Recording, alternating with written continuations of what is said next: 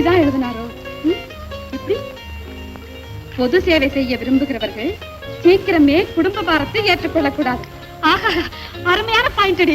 Point சரியா இருந்தா படியாண்டி. பரீட்சைக்கு படிக்கிறவளை ஏண்டி இப்படி சித்திரவதை பண்ற? பெரிய பர்னாட்ஸா பேத்தி படிக்கிறாளாம்.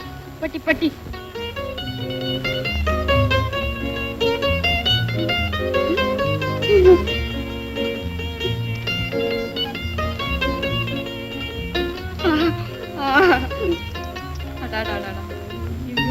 சொல்ற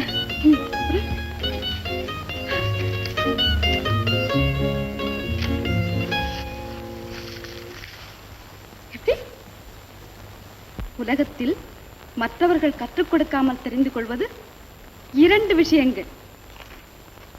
ஒன்று காதல், ஆஹா, மற்றொன்று ருச்சி. ஏண்டி மாலா, இந்த கட்டை எப்படி? அபாரண்டி. என்னடி அபாரம்? சொல்லி கொடுக்காம காதலை எப்படி தெரிஞ்சுக்கிறதா? எத்தனையோ வழிகள் இருக்குடி. போடி. என்னடி? எனக்கு அப்படிப்பட்ட அவசியம் ஒண்ணும் இல்லை. ஏண்டி, ஏற்கனவே யாரையாவது காதலிச்சிருக்கியாடி?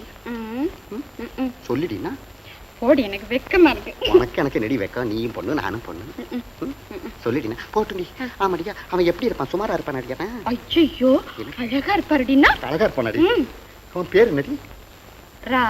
ரா ரா. என்னடி ரம்பம் போடுற? ராமுடி. அவன் இன்சில் என்னடி?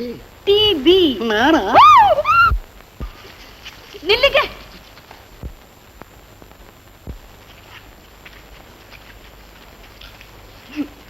எங்க ஓடுறீங்க?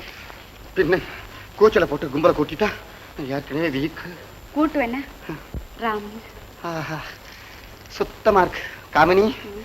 நம்ம 2 பேருக்கும் காதல் வியாதி ரொம்ப முத்தி போச்சு. திருமண ஆஸ்பத்திரிக்கு உடனே போகணும், இல்லைன்னா டேஞ்சர். காதலே இன்னும் இம்ப்ரூவ் ஆகல, அதுக்குள்ள கல்யாணத்துக்கு போயிட்டீங்களா? நான் என்ன பண்ணுவேன்? அடிக்கடி சந்திச்சா காதல் இம்ப்ரூவ் ஆகும்னு சொல்லுவாங்க. அட, உன் வீட்டுல வந்து காதல் பண்ணலான்னாக்கா உங்க அப்பா குறுக்கா வச்சு அடிச்சு விளையாடுறான். நான் என்ன பண்ணுவேன்? கவனி, நீயே ஏதாவது ஒரு வழி சொல்ல. என்ன? ஒரு வழி இருக்கு. குப்தான்னு ஒரு பெரிய கோடீஸ்வரர் இருக்கார். அவரை எங்க அப்பா பார்த்ததே இல்லை. ஆனா அவர் கூட சிநேகிதம் வச்சுக்கணும்னு எங்க அப்பாவுக்கு ரொம்ப நாள் ஆசை. அந்த வேஷத்துல மட்டும் நீங்க வந்துட்டீங்க. அப்புறம் அவ்வளவுதான், உயிரோட சமாதிங்கிற. வேற என்ன? நம்மளால முடியாதுப்பா. முடியாது? முடியாதா? சொல்றத கேளுங்கன்னா. கமனி, அப்படியே கை வச்சுட்டே நல்லா இருக்கு. ரொம்ப சோமா இருக்கு. நான் வரேன். வரீங்களா? டைம் ஆயிடுச்சு. அப்பா தேடுவார். நான் வர்றேன். பாய் பாய். நாய்.